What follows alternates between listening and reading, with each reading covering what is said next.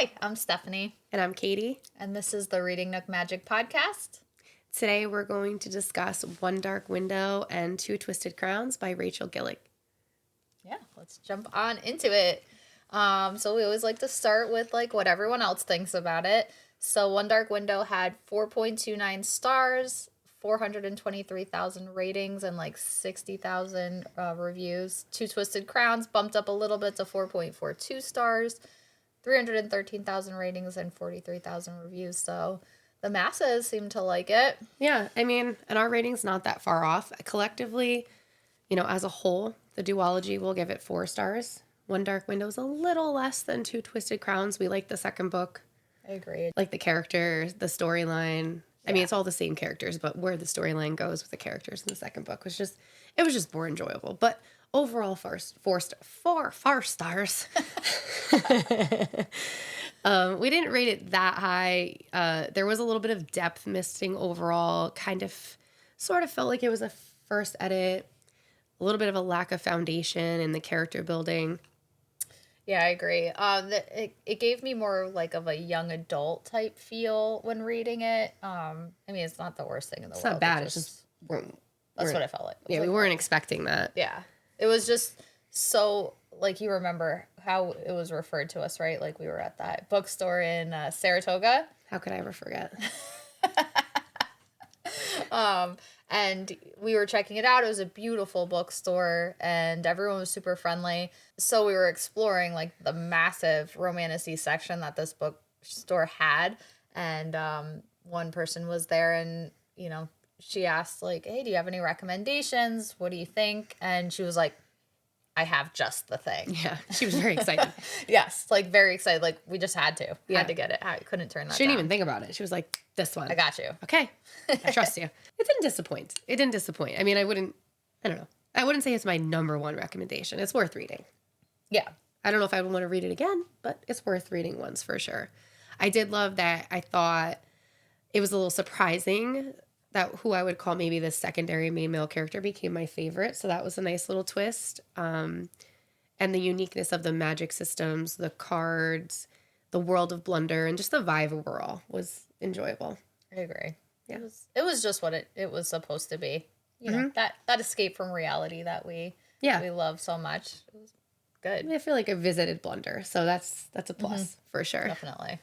So one of the usually it's Katie who's vibing with the female main character, strong, powerful, wants to fight, all of that stuff. But we found the one that called to me, and really it caught me with just the dedication. So I'll just have to say it out loud. I should have it memorized, but that's okay. To the quiet girls with stories in their head, to their dreams and their nightmares. Yeah, I loved her because one of the things is I'm one of those people that have always felt like I need to hide, hope no one notices me, because she had the infection. She didn't want to be noticed. She didn't want anyone to see her. Always just felt a little odd, strange, and that inner dialogue always happening. So I was maybe I have my own mini nightmare inside of me somewhere. I think you might. It reminded me of you when I was reading. I think I said that because we just bought one copy and we shared it. And I was like, this one's you. You're going to love it. This is you. I don't get it at all. I can't relate. It's got to be you. Raven Yu. I suppose he's the main male character. However, he's not our main male character. We meet him. Character. We don't choose him. We meet him in the beginning of the book. He's interjecting himself between his younger brother, Emery, who's obviously got something wrong with him. Right from the start, we can immediately tell, okay, he's a good guy, right? Yeah. It's pretty obvious. He's honorable. He's the honorable destrier. He's captain. He's a warrior. He's a fighter. And we just learned that he ultimately is fighting for what's right, to fix his land, to help his family, and then ultimately to help his, little lady. Which now makes me feel bad that we're describing him in such a positive way. And we're It's just the lack of, I think it's just the story. I do think that there's the potential there for him to be that male character that we love so much in all the books. I think that just goes to the writing style. Right. But in the second book, he it's him battling, right? Like it's him really trying to find all the Yes. cards. It's him sacrificing himself. He gives himself up to the spirit of the wood to get the last card, and she presents a choice and he makes the hard choice that's still going to continue on, and then learns, he is like the main He character. is. It just He is good. He's good. He's good. He's good. He's say solid. Destrier. Solid dude. I mean, I clearly have some issues. I love his relationship with his family, with his little rebel group. He falls for Elspeth hard. He's loyal to her.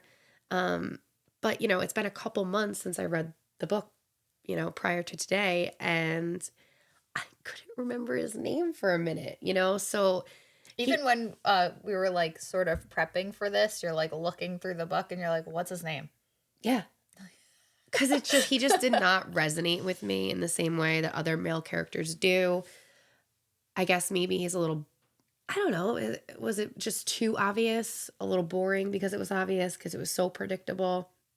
I'm not really sure. Raven left something to be desired. That's all I can say. Not the one for No you. hate, no hate. Just, next. We're not gonna talk about your desire for the male character. Not him. But hold. We'll get to that later. Hold. I mean, I totally agree with you, right? I agree on all levels, like the lack of development, the lack of connection. I don't think we know enough about him, unfortunately. Clearly, he has like the inner conflicts he's battling.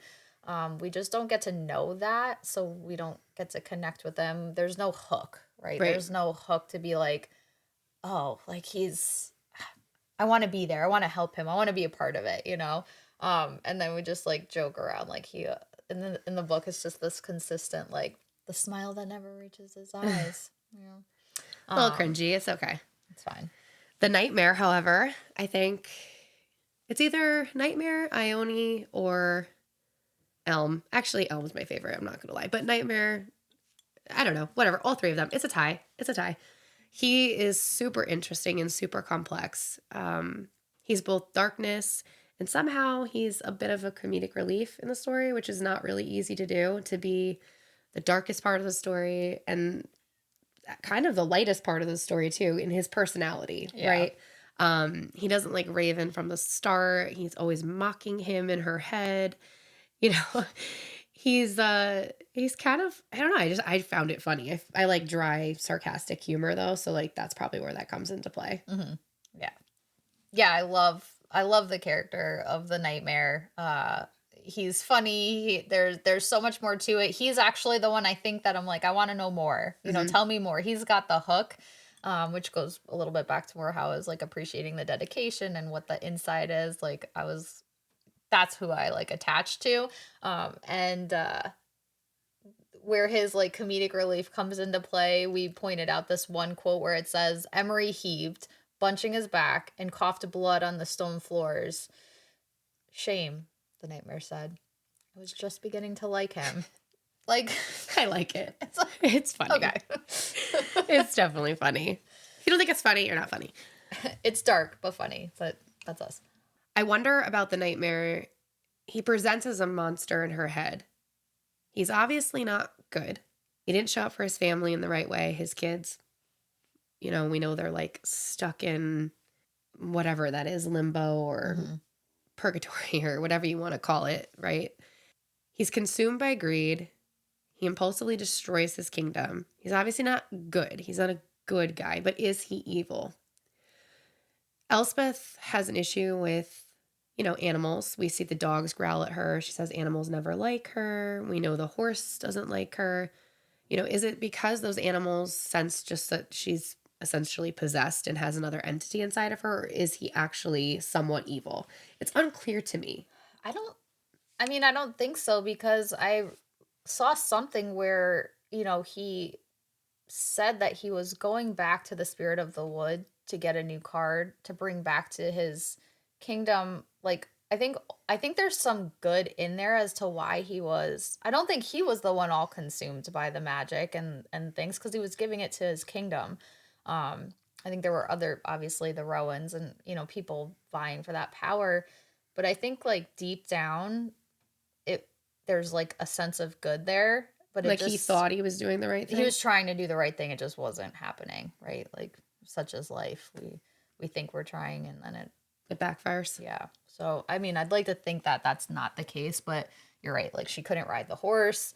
I mean, she did, but it was like I don't know. I do think that because he's a beast inside of her, right? So they're probably sensing that animalistic The predatory.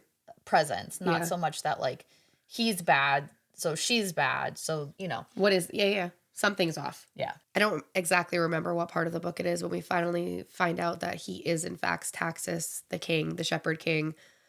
It was a pleasant reveal. Yeah. I love to figure it out beforehand, and You like the mystery, I'm the a more sleuth or complex. something. I didn't figure it out. I'm not gonna lie. So it was pleasant. I mean, it wasn't the biggest mystery of all. It wasn't like dumbfounded, but yeah, I don't There know. was like I think there was like a quote pretty early on where he was talking to Elspeth saying like we're a girl, a monster, and a king. This means something. But I didn't immediately know it was the Shepherd King. It wasn't like, yes, I know this. Oh, I figured it out. And, being my snotty little self, it Good. was a nice, The author outsmarted you. she did. It was a very pleasant plot twist, I thought. And then just learning like exactly, we didn't quite know what her magic was. But when she defined it, right, she said, I touched my uncle's nightmare card. My ability, my magic is the moment a Providence card touches my skin, I absorb whatever it was that the Shepherd King paid to create it, which I think is like actually like pretty intense, like magical like payment. a cost. Yeah. She's just stayed away from the cards, right? She's never touched another card purposely. I don't believe that she has, because she was so terrified to do it. Okay, so I just have to read this because this is why I love the nightmare so much. The nightmare's claws clacked against the dark floor of my mind as he paced, restless. When Rowan stole my life, my soul remained, sealed in the nightmare card. I waited hundreds of years, consumed by fury and salt. His voice clung to me as if made of wax. Elspeth pulled me from the card, the darkness, so I protected her from a world that would see her killed. I spoke to her from the old book. She was already good, clever, but I taught her to be wary. I gave her my gifts, my strength, but nothing comes free, Raven, you. Especially not magic. I love the nightmare. My absolute favorite part of this book are the cards. I'm relatively new to reading fantasy books as an adult, so maybe there are a bunch of stories that are similar, but I have not come across a concept similar to that. I don't think so. Yeah, it was so unique. I was genuinely intrigued, and I was confused in the beginning, but in a pleasant way, right? Sometimes you read a story and you're confused, and you're like, again, like we always talk about the chart and like needing a graph and like, I didn't need the encyclopedia or the glossary. It wasn't like that. It wasn't like I was missing something and the plot was so complex. It was just pleasantly intrigued, pleasantly trying to piece it all together. Like, what is this? What do you mean the cards have magic? What's the mist? I don't know. It was good. Yeah. I enjoyed it. I wholeheartedly agree. And having read a ton of the books, there is nothing like that. And I know we sort of dabble in what other people think, and just because we want to know, everyone said the same thing. Yeah. Like, this is very unique. She created a story that, doesn't exist. There's no similarities. There's not like, where there's other books where I'm like, wait, didn't I already read this? What book is this? She did. I don't know. It was so perfect and unique. I loved it. Agreed. There's so many cards that I definitely did not commit to memory what they all do. I think the ones that I find most interesting are the ones that come into play in the story the most. Mm-hmm. Actually, the nightmare card's the least interesting to me. Having the idea of being able to be invisible is something that I've always been interested in, especially since Harry Potter. Your secret superpower? Whoa, I cannot make that decision. If I had to pick one, I'd have to give that more thought. I know I'm impulsive, but that's a big decision. Can't commit. Okay. But the idea of an invisibility cloak, Harry Potter days, it's interesting. Because you could do a lot of things with that. You could, like, rob a bank. You could listen in on conversations you're not privy to. You're terrifying. Yeah, for sure. You guys better hope I don't find out where to access real magic. The scythe is that's terrifying. Yeah, I think that's... In the wrong Oh, I'm glad you didn't choose that as your dream card. I did not. Control and compel everybody. Terrifying. The chalice is kind of similar, though, because you have to answer the question. Or else it turns to a poison and you die, Yeah. right? So, I mean, in a sense, that's just controlling people as well. Mm-hmm. They're actually all pretty terrifying. The maiden card, story, actually. Yeah. it becomes such a big part of, the story with Ione. At first, I was like, oh, I would definitely want that. I would want to be beautiful, and I would love to not feel, which is sick, but true, right? Feelings, love, it's an Achilles heel, right? It's your weakness. So there is something attractive to that, to be stunning, the power that beauty holds over people, both male, female, regardless, right? You treat people, listen, as ugly as it may be, you treat people differently. And to be numb to being controlled by other people with your emotions. You have two people who love to dissociate so much as us, like, imagine just being like, tap, tap, tap. All right. Yeah. I'm not going to feel right now. Right? Just like instant Botox.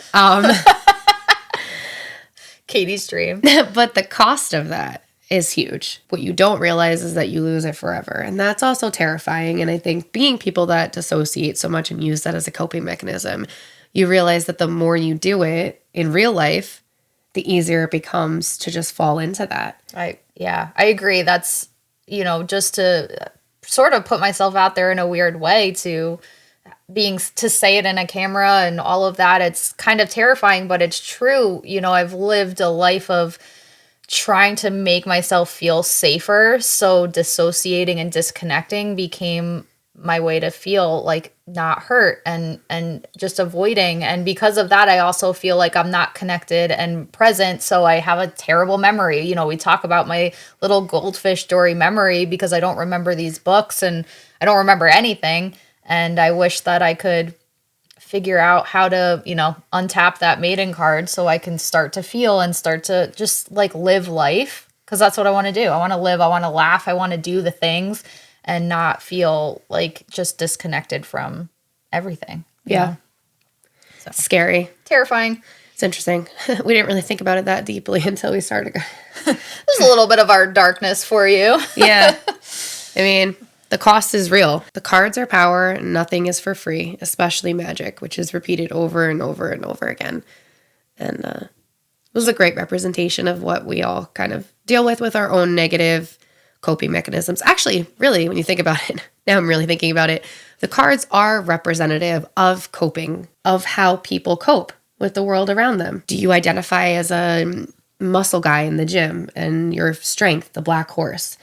Do you hide yourself with invisibility? Do you have truth serum, like and spill all your truths out before other people can say it to you? Do you use the maiden card and dissociate?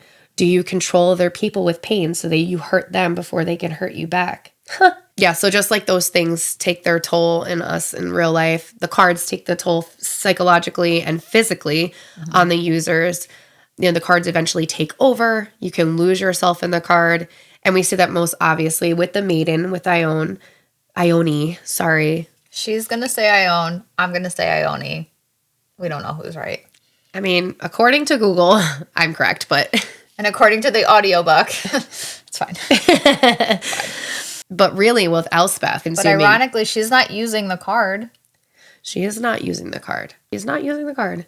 She doesn't have the card. She doesn't tap it. I think that... Because that's where, like, the magic, right? Like, if you... the magic is degenerating the people who are infected. So it's not the same as the card. Like, the cards have their own...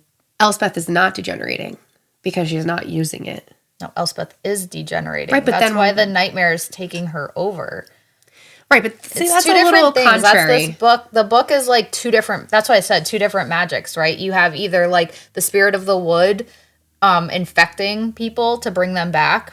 And then you have the cards. Like, it's just two different magic sources, but they both come at a cost. So if you're using them too much, you use the cards too much, it's going to take over, right? I think Elm, what does he get? Bloody noses if he's using it too much. Ione will forever be, disconnected, things like Emery that. is dying. But his is magic. He's infected. He's not using a card. But she's not...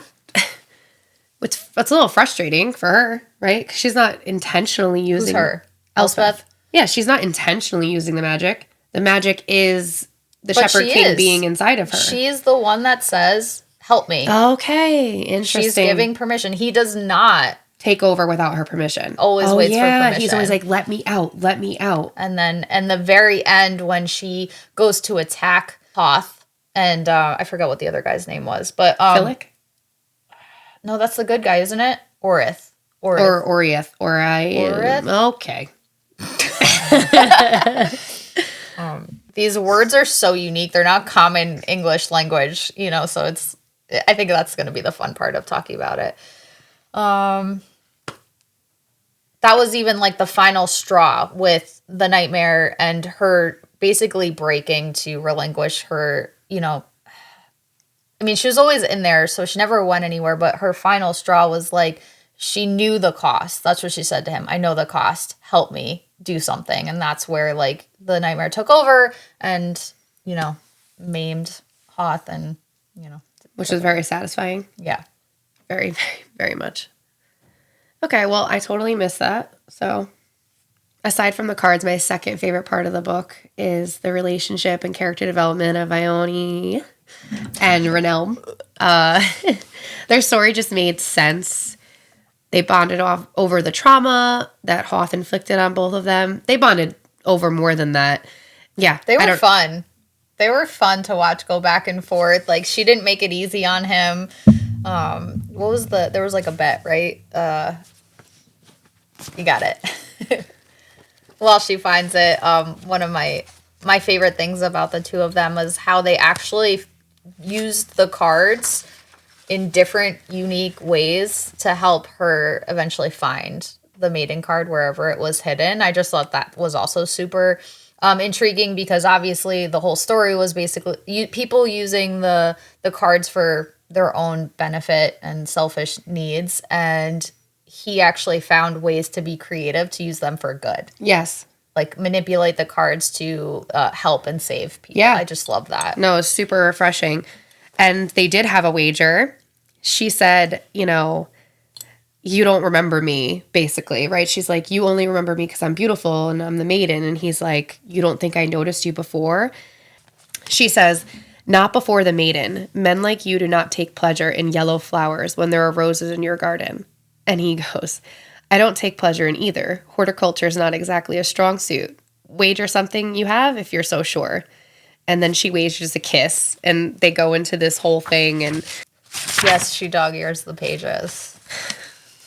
So then they have the chalice card, and they end up, sharing things that Hoth has done to both of them. And then ultimately, she says, she calls his bluff. She's like, okay, buddy, like the kiss is on the table. Basically, she shuts down because she's like, this is getting too real. And then he comes out with it. How about when you were a girl and rode your father's horse on the forest road without shoes, yellow hair in the wind, mud caked up to your ankles, or perhaps a more recent time, equinox, 2 years ago, no one asked you to dance, so you simply danced alone. Rather well, I might add. Your eyelashes were blonder, you had freckles and red patches of skin, a gap between your front teeth. Your eyes were the only thing the maiden hadn't altered too much. Only before equinox, they were happy. And I was like, that's so romantic. And yeah. I just had goosies all over my legs. Like, honestly. That's so sweet. It really was. And then it got hot and heavy. She gave him the kiss. He said, use me, toy with me. And he gets into that spiciness, which, again, we talked about Raven and Elspeth missing that. And the spiciness was fun. But it was just so much. It was so much depth. Like, he saw her beforehand. And he's kind of a jerk in the whole first book, right? He treats Elspeth like shit.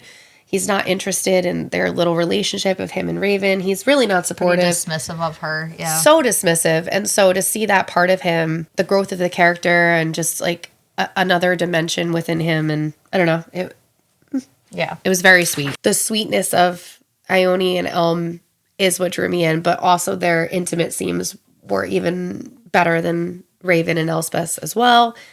Which is so interesting, right? Like, I think actually Is that intentional? That just made me think of something, right?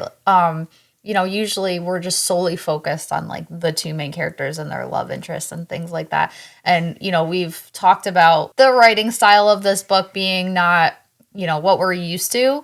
However, maybe it's like pretty awesome that she somehow created this attachment to multiple characters, not just like a main male character and a main female character, and that there's so much more to like other components. Maybe that's like actually the draw of this. I just thought of that. Well, it's kind of like then falling in love with Cassian and Nesta's story. True. We originally were wanting to talk about how there was a lack of spice, intimacy.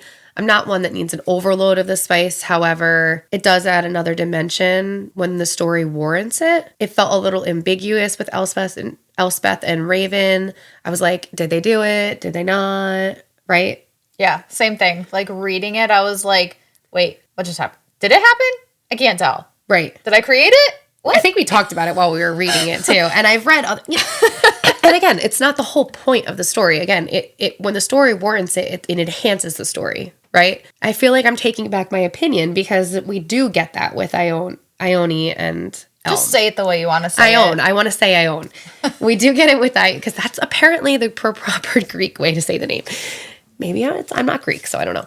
But we do get it with them. So maybe there's a reason for that. We don't, get it with Ione and Elm. We get the whole picture. We get their background. We get their trauma. We get who they are. We get why they are who they are. And we get this like depth and fun intimacy. She's talks about what she still feels. The maiden car hasn't numbed her senses. Her body betrayed her, which we talk about fascinating. Sometimes. Yeah. It's like, damn it, my body is betraying me. It's reacting when I don't like consciously want it to. Yeah. And it was just fun. Ultimately, the book felt like it had all the elements of an amazing story. But as we mentioned, felt sort of like a first draft. Yeah. It just left me lacking a little bit. Come to find out, it's the author's first series. I did not fact check that. The official Stephen Walker let me know that, so he better be right. I actually went in and fact checked it. It's true. Okay, so I mean, kudos to you on your first series. This was amazing. Yeah. I'm not hating on it at all. I enjoyed it. I wish there was a little bit more, but that's a good thing, right? I enjoyed it so much that I wanted more. I didn't want to keep reading. I'm glad that it was just 2 books, and that's refreshing. But I just wanted a little bit more from each of the characters. So I guess, ironically, I enjoyed it more than I thought I'd. Maybe we'll bump it up to 4.25 stars. Well, you get a little bump up after we talk through this, right? For me, it felt like I missed the first book. I was missing so many things. I felt like it took me a while to catch up and figure it out. I missed it. There was another book. There was another foundation building, chapter. What did I miss? That's ironically, I find we're usually talking about how the writer needed to do more edits and too much fluff and tried to expand it too much. And it is a little ironic that we're like, no, wait, a little bit more. It's really easy to be a critic. Yeah. Yeah. I don't want to be. I enjoyed it.